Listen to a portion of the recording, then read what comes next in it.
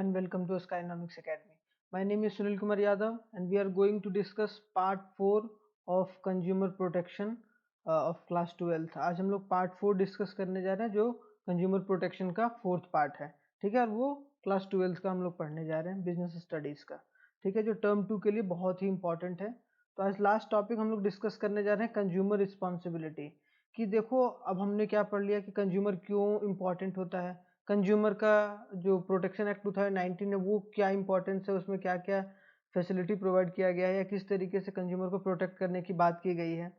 Same उसी तरीके से अब कुछ कंज्यूमर्स की भी रिस्पॉन्सिबिलिटी बनती है कि वो भी सही तरीके से सारे प्रोडक्ट को देख परख के ले। ऐसा ना हो कि वो कोई भी सामान गया मार्केट से उठा के लेते आया और उसे यूज़ कर रहा है कि नहीं।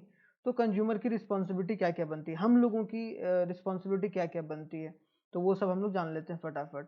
तो पहली रिस्पॉन्सिबिलिटी क्या है, पहली be aware about all the similar product, कि जितने भी सिमिलर प्रोडक्ट हैं be aware of about a various goods and service available in a market and that a wide choice can be made. और उसके बाद ही आप कोई एक अच्छा जो वाइड चॉइस होगा वो आप चूज कर सकते हो अपने लिए, और कहीं ना कहीं आपको बेनिफिट प्रोवाइड कर सकता है कि नहीं। अब जैसे चिप्स के बहुत बड़े बहुत सारे पैकेट्स हैं, कोई कोई सिमिलर पैकेजिंग कर देता है, जैसे लेज है, लेस का ग्रीन पैकेट भी आता है, अगर बोला जाए उसका रेड पैकेट भी आता है। तो कहीं ना कहीं हो सकता है कि कोई दूसरा मार्केट LAYS है, लेस का जेन्युइन स्पेलिंग, लेकिन क्या कोई किसी कंपनी ने LEYS कर दिया और आप कंफ्यूज होकर उसे लेते हैं मार्केट से और आप खा रहे हो। तो कहीं ना कहीं वेरियस प्रोडक्ट अवेलेबल हैं, अब क्या है उस तरीके से आप अच्छे तरीके से आप जांच कर उस चीज़ों को लें, ठीक है। तो फर्स्ट पार्ट ये कि आप वाइजली चूज करें। सेकंड क्या है कि always try to buy a standardized product as they provide a quality assurance, है कि नहीं। कि जो भी स्टैंडर्डाइज्ड प्रोडक्ट हैं जो कि गवर्नमेंट के थ्रू स्टैंडर्ड कोई भी एक मार्क किया जाता है या स्टैंडर्ड मार्किंग, और ये आप लोग जान लो। आप भी कोई प्रोडक्ट लेने जाओ तो पहले ये देखो कि BIS मार्क है या AG मार्क है, कोई भी एग्रीकल्चर प्रोडक्ट पर BIS मार्क है, ठीक है।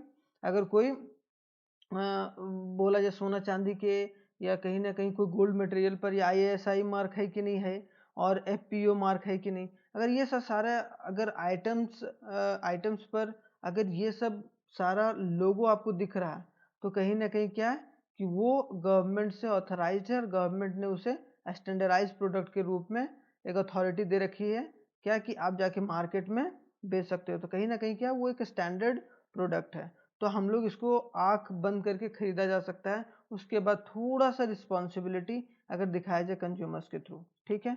उसके बाद थर्ड क्या है ये फटाफट जान लेते हैं। थर्ड क्या है, लर्न अबाउट एसोसिएट रिस्क, कि जो भी एसोसिएट रिस्क है उसके साथ, कि जो भी सिमिलर प्रोडक्ट है उसके साथ क्या रिस्क है, क्या रिस्क फैक्टर है, वो सब देख लो। रीड लेबल केयरफुली, कि जो भी लेबल है, चाहे आप मार्क चूज कर रहे हो या आप वेट देख रहे हो, आप सारा चीज़ है, या आप जो भी क्वांटिटी जितने क्वांटिटी में आप चाह रहे हो उतने क्वांटिटी में नहीं है, वो एसेट योरसेल्फ अपने आप को थोड़ा सा सामने लाओ। और be honest to your dealing, अगर आप कोई डील कर रहे हो, कोई सामान ले रहे हो, पर्टिकुलर गुड्स ले रहे हो, तो आप ऑनेस्ट रहो, ठीक है, ताकि उन लोगों को भी कहीं ना कहीं घाटा ना हो। Do not forget to get a cash memo, कि अगर आप प्रॉपर स्लिप होता है जो कि वो आप लेना ना भूलें। क्यों, क्योंकि अगर आपको कंप्लेन भी करना होगा तो प्रॉपर स्लीपिंग चाहिए होगी, तभी आप कंप्लेन कर सकते हैं। आपने कोई सामान परचेज करा बिना स्लिप का अगर वो दे रहा है तो कहीं ना कहीं वो गलत है, आप मांग सकते हो, नहीं तो फिर आप प्रोडक्ट मत लो उस दुकान से, है कि नहीं। रिस्पेक्ट द इन्वायरमेंट, की इन्वायरमेंट का रिस्पेक्ट करते हुए अगर कोई प्लास्टिक वगैरह एक्सेसिवली यूज़ कर रहा है, या प्लास्टिक आप जैसे प्लास्टिक कहीं ना कहीं बैन हो चुका है या कम से कम यूज़ कर रहे हैं, तो आप रिस्पॉन्सिबिलिटी बनिए। जो भी आप अब पॉली बैग आपको मिलता है मार्केट से, खास करके पॉलीथीन का, वो आप छोड़ दो, नहीं लाओ। आप बाजार जाओ तो आप झोला लेके जाओ अपना, ठीक है। तो कहीं ना कहीं इससे एक या बैग लेके जाओ और सब्जी वगैरह खरीदो, या कहीं ना कहीं तो इस वजह से क्या है कि कंज्यूमर्स भी रिस्पॉन्सिबिलिटी निभा सकते हैं और कंज्यूमर प्रोटेक्शन एक्ट को और मजबूत किया जा सकता है। आई होप सो यहाँ तक क्लियर होगा, ठीक है। अब गवर्नमेंट का भी बहुत सारा रोल रहता है, तो government role to protect the right of the consumers, बहुत सारा गवर्नमेंट भी बहुत सारा रूल्स एंड रेगुलेशन बनाया तो है, लेकिन ये भी अवेयरनेस फैलाने की बात करती है, ठीक है। अंडर 2019 अगर बोला जाए 2019 कंज्यूमर प्रोटेक्शन एक्ट में, इसमें गवर्नमेंट ने जो भी कंज्यूमर को प्रोटेक्शन दिया है वो कहीं ना कहीं लेजिस्लेशन के थ्रू दिया। Under this act there is a provision of 3 tiers judicial machinery, ठीक है। तो ये बहुत इंपॉर्टेंट है, ये एग्जाम में आएगा ही आएगा, 100% लिख लो। ठीक है, ये तीनों में से एक ना एक कोई डिस्कस करना या तीनों डिस्कस करना 5 नंबर में। तो ये तीनों कि district consumer disputes redressal commission या district commission at a state level कैसे काम करता है, जो भी हम लोग कंप्लेन करते हैं वो डिस्ट्रिक्ट लेवल पर कैसे सुना जाता है, स्टेट लेवल पर कैसे सुना जाता है, स्टेट लेवल पर कौन सुनता है, state consumer dispute redressal commission जो स्टेट कमीशन होता है वो, नेशनल कमीशन कैसे सुनता है नेशनल लेवल पर। तो ये तीनों चीज़ों के बारे में डिस्कस करना बहुत ही जरूरी है।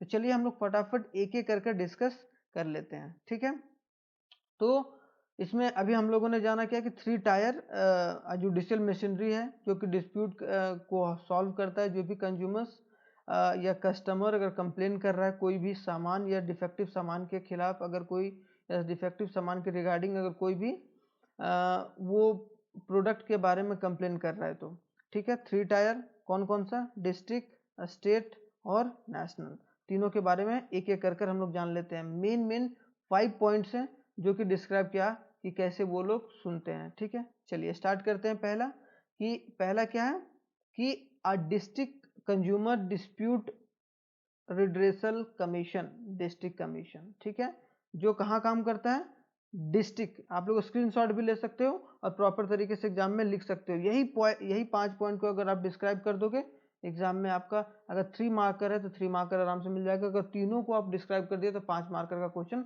आराम से बन जाएगा। ठीक है, तो कहीं ना कहीं डिस्ट्रिक्ट लेवल पर काम कर रहा है। किस लेवल पर काम कर रहा है, डिस्ट्रिक्ट लेवल पर। और सबसे पहला जो कंप्लेन जाता है वो कहाँ जाता है, डिस्ट्रिक्ट लेवल पर ही। तो इसमें क्या पहला जो काम है ये होता है वो क्या, आपने कंप्लेन करा तो एस्टैब्लिशिंग अथॉरिटी, ये अथॉरिटी का एस्टैब्लिशमेंट करना। हेड इसका कौन करेगा, प्रेसिडेंट कौन रहेगा, जो क्वालिफाइड रहेगा डिस्ट्रिक्ट जज के लिए, जो डिस्ट्रिक्ट जज के लिए क्वालिफाइड रहेगा वो इस एक कमेटी को या इस कमीशन को हेड करेगा, जो डिस्ट्रिक्ट कमीशन जो भी कंप्लेंट डिस्ट्रिक्ट में किया जा रहा है उसको सुनने के लिए। ठीक है, तो क्या हो गया, एक प्रेसिडेंट हो गया, ऊपर क्या हो गया, प्रेसिडेंट हो गया। अब इसमें कितने मेंबर रहेंगे भाई, 2 member, not less than 2 member. 2 member तो मिनिमम रहेंगे, पहला और दूसरा मेंबर। और हो सकते हैं अगर स्टेट गवर्नमेंट ने रिकमेंड या सेंट्रल गवर्नमेंट ने रिकमेंड करा है तो। ठीक है, नॉट लेस देन 2 मेंबर्स। तो एक प्रेसिडेंट होगा इस कमीशन में जो हेड करेंगे, जो डिस्ट्रिक्ट लेवल में। ठीक है, तो डिस्ट्रिक्ट लेवल में प्रेसिडेंट हेड कर रहा है, 2 और अदर मेंबर रहते हैं जो कि सेंट्रल गवर्नमेंट के थ्रू ऑथराइज्ड रहते हैं। फोर्थ वन क्या है कि complain valuation is not less than not exceeds 1 crore, कि 1 करोड़ से कम का अगर कंप्लेन है तो फिर आपका डिस्ट्रिक्ट कोर्ट में सुना जाता है। ठीक है, मिनिमम। वैसे तो आप डिस्ट्रिक्ट कोर्ट में कर सकते हो अगर इससे ज़्यादा अमाउंट का, लेकिन जनरली एक्सेप्ट जो किया जाता है वो डिस्ट्रिक्ट कोर्ट में जो भी कंप्लेन वो 1 करोड़ का किया जाता है, और वो भी कम होना चाहिए। ठीक है, 1 करोड़ से कम जो भी है वो कहाँ सुना जाता है, डिस्ट्रिक्ट लेवल पर। उसमें प्रेसिडेंट रहते हैं और 2 मेंबर रहते हैं। Not satisfy with the district commission, अगर आप डिस्ट्रिक्ट कमीशन से सेटिस्फाई नहीं है तो फिर फर्दर आप स्टेट कमीशन में कंप्लेन कर सकते हैं। और कितने दिनों में, 45 डेज में। अगर मान लो कि आज ऑर्डर दिया गया, अगर आज मान लो कि 5th ऑफ या 6th ऑफ क्या है, अप्रैल है, 6/4/2022 है। ठीक है, तो अगर 6 अप्रैल है तो इसके बाद जो 45 दिन के बाद या 45 दिन के अंदर, बाद नहीं 45 दिन के अंदर आप लोगों को कहाँ कंप्लेन करना होगा। अगर आप डिस्ट्रिक्ट वाले लेवल के कोर्ट पर आप सेटिस्फाई नहीं हो तो फिर आप कंप्लेन स्टेट जो लेवल है वहां पर आप कंप्लेन कर सकते हो, जो बी वाले लेवल पर या बी वाले टायर पर काम करता है। ठीक है, तो कहीं ना कहीं ये सब इंपॉर्टेंट है, 5 पॉइंट ये आपने ध्यान रखना है। ठीक है, अब सेकंड आते हैं क्या, स्टेट। अब state consumer dispute redressal commission क्या होता है। ठीक है, पहला क्या, इस्टेब्लिशिंग अथॉरिटी, कि भाई स्टेट लेवल पर क्या होगा कि स्टेट कमीशन का जो अथॉरिटी होगा उसको एस्टेब्लिश करना। ठीक है, तो उसमें क्या क्या होंगे, सबसे शुरू में कौन होंगे, प्रेसिडेंट होंगे। और वो प्रेसिडेंट कौन होंगे, वैसा प्रेसिडेंट जो कि हाई कोर्ट के लिए है कि नहीं, जो हाई कोर्ट के लिए क्वालिफाइड होंगे जज, वही इसका हेड करेंगे स्टेट कमीशन का, जो भी बंदा कंप्लेन करना चाह रहा है स्टेट कमीशन में। ठीक है, not less than 4 member, minimum कितने मेंबर होने चाहिए, 4 मेंबर, है कि नहीं, 1 2 3 4, मतलब 1 2 3 4, 4 मेंबर होने चाहिए। ठीक है, इसको आप लोग आसानी से और बहुत अच्छे तरीके से करना, और आप स्क्रीनशॉट भी ले लो और इसी पॉइंट को मेनली लिख देना थोड़ा सा डिस्क्राइब करके। ठीक है, तो 4 मेंबर होने चाहिए। ठीक है, not less than 4 member, minimum तो 4 मेंबर होने चाहिए, इससे अधिक हो भी सकता है एज प्रिस्क्राइब अगर सेंट्रल गवर्नमेंट करती है तो। ठीक है, कंप्लेंट ऑफ वैल्यूएशन कितना रहेगा, 1 करोड़ से, अगर 1 करोड़ से 10 करोड़ के बीच में है, 1 करोड़ से 10 करोड़ के बीच में अगर आपका कंप्लेंट का वैल्यूएशन है, मतलब आप ऐसी कंप्लेंट करना चाह रहे हैं जिसमें आपका घाटा या जो आपका डिफेक्टिव प्रोडक्ट निकला वो 1 करोड़ से 10 करोड़ के बीच में, तो आप कहाँ कर सकते हो, डायरेक्टली स्टेट कमीशन में।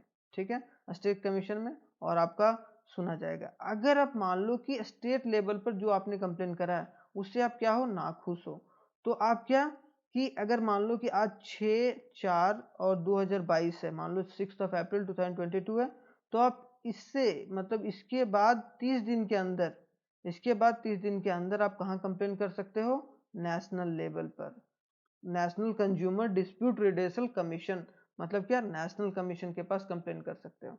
ठीक है, क्लियर हो गया, आई होप सो ये भी आप लोगों को क्लियर होगा। ठीक है, अब थर्ड आते हैं नेशनल लेवल। ठीक है, national consumer dispute redressal commission क्या है और नेशनल कमीशन किस तरीके से काम करता है। सबसे पहले क्या कि नेशनल कमीशन का इस्टेब्लिशमेंट करना, कि नेशनल कमीशन इस्टेब्लिश करना है भाई हमें, ताकि जो भी नेशनल का या नेशनल पर कंप्लेन आता है या नेशनल लेवल पर कंप्लेन आ रहा है तो उसको सुना जाए। इसमें सबसे हेड कौन होगा, प्रेसिडेंट होगा जो इस कमीशन को हेड करेगा। और वो प्रेसिडेंट कौन होगा, मिनिमम क्या होना चाहिए, वो सुप्रीम कोर्ट का जज होगा। क्या होगा, सुप्रीम कोर्ट का कौन होगा, जज होगा, जो कि हेड करेगा इस कमीशन को, नेशनल कमीशन को। ठीक है, not less than 4 member, minimum कितने मेंबर होना चाहिए, 4 मेंबर, 1 2 3 4। ठीक है, वैल्यूएशन ऑफ कंप्लेन एक्सीड कितना होना चाहिए, 10 करोड़ से अगर ज़्यादा केस है, 10 करोड़ से अगर ज़्यादा केस है तो आप कहाँ पर डायरेक्टली कंप्लेन कर सकते हो, नेशनल कमीशन में। ठीक है, और अगर यहाँ से भी आप संतुष्ट नहीं हो तो आप कहाँ कंप्लेन करोगे, 30 दिन के अंदर में सुप्रीम कोर्ट में, जो डायरेक्टली हमारा क्या है, जो अल्टीमेट कोर्ट है, जो हाईएस्ट कोर्ट है, अल्टीमेट कोर्ट है। ठीक है, और उसने जो फैसला दे दिया, अल्टीमेट कोर्ट मतलब सुप्रीम कोर्ट ने जो फैसला दे दिया वो अंतिम फैसला होगा, उसके बाद फैसले को चेंज नहीं किया जाएगा। तो आपके पास ये प्रावधान है, यहाँ तक आप जा सकते हो अगर आपका कोई भी क्वेरी है, अगर कोई आपके साथ धोखाधड़ी हुई है तो गुड्स एंड सर्विस से related, as per the consumer protection act 2019। ठीक है, यहाँ तक क्लियर हो गया।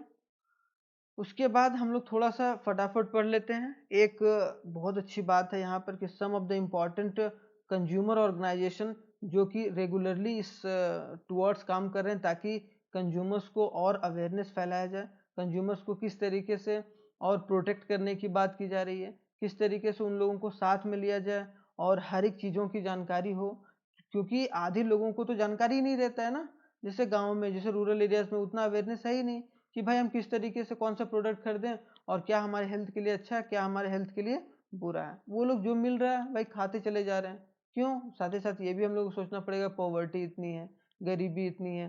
ठीक है, तो लेकिन ये सब अलग बात है, लेकिन एक अवेयरनेस होना चाहिए ताकि एक हमारा जो समाज है या हमारा जो देश है वो अच्छे डायरेक्शन में चल सके। तो CPA कंज्यूमर प्रोटेक्शन एक्ट 2019 इसी के टुवर्ड्स काम कर रहा है और बहुत सारे ऑर्गेनाइजेशन है जो काम कर रहे हैं कंज्यूमर ऑर्गेनाइजेशन के रूप में। कंज्यूमर्स गाइडेंस सोसाइटी मुंबई में सिटीजन्स एक्शन ग्रुप है, कॉमन कॉज न्यू दिल्ली में है, कंज्यूमर एक्शन फोरम कोलकाता में है। अगर को आ गया क्या नेम एनी 4 कंज्यूमर ऑर्गेनाइजेशन, 4 या 5 कंज्यूमर ऑर्गेनाइजेशन पूछ दिया एग्जाम में। ठीक है, कौन कौन से हैं, तो इन इन सब 12 में से कोई भी लिख देना है, 4 या 5। ठीक है, चेन्नई में है, उडुपी में है, हुबली में है, न्यू दिल्ली में है, मुंबई में है, अहमदाबाद में, जयपुर में है। तो ये सब सारा पूरा आप लोगों के सामने है। ठीक है, तो आई होप सो आप लोगों को क्लियर होगा। इस वीडियो में हम लोगों ने कंज्यूमर की रिस्पॉन्सिबिलिटी को जाने कि कंज्यूमर का क्या रिस्पॉन्सिबिलिटी होता है, फिर 3 टायर पर, फर्स्ट लेवल पर, सेकंड टायर लेवल पर, थर्ड टायर लेवल पर, है कि नहीं, कि डिस्ट्रिक्ट लेवल पर, स्टेट लेवल पर और नेशनल लेवल पर किस तरीके से कमीशन, रिड्रेसल कमीशन काम करता है, और हम लोग अच्छे तरीके से जानने की कोशिश किए। चलिए, तो आई होप सो मज़ा आया होगा और thank you very much for watching this video. जय हिंद।